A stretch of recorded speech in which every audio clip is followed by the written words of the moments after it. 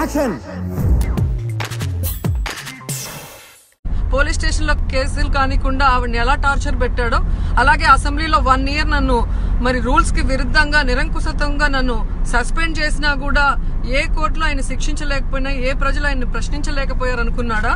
లేకపోతే నిన్న చెప్పినట్టు కారు షెడ్ లో ఉండాలి, ఆడవాళ్ళు ఇంట్లో ఉండాలి, ఇట్లా బయట రాకూడదు, వస్తే అరెస్ట్ చేయిస్తామన్నట్టుగా వీళ్ళు ప్రవర్తిస్తున్న తీరు చూస్తుంటే అసలు స్పీకర్ గారికి గాని చంద్రబాబు నాయుడు గారికి గాని ఈ జాతీయ మహిళా పార్లమెంట్ సదస్సు నిర్వహించే అర్హత ఉందని నేను ప్రశ్నిస్తున్నాను.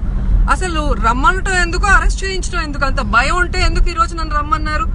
అంటే వీళ్ళు ఏం చెప్పాలనుకుంటున్నారు? 13 కోట్లు అసెంబ్లీ డబ్బు వెచ్చించి దమ్మున్న మగోళ్ళు అయితే నాలాంటి వాళ్ళని, వనజాక్షి లాంటి వాళ్ళని, రిషితేశ్వరి తల్లిదండ్రుల్ని, అలాగే బృందాకారత లాంటి వాళ్ళని పిలిపించి మహిళా సాధికారత మీద మాట్లాడిస్తే ఈ రాష్ట్రంలో ఏం జరుగుతుంది, సీఎం గారు స్పీకర్ గారు ఎలాగా మహిళల్ని గౌరవిస్తున్నారు, వాళ్ళని ఎంత మాత్రం ఎదగనిస్తున్నారు, ఏ విధమైన రాక్షస కృత్యాలు చేస్తున్నారో ప్రజలకు కూడా తెలిసే అవకాశం ఉంటుంది.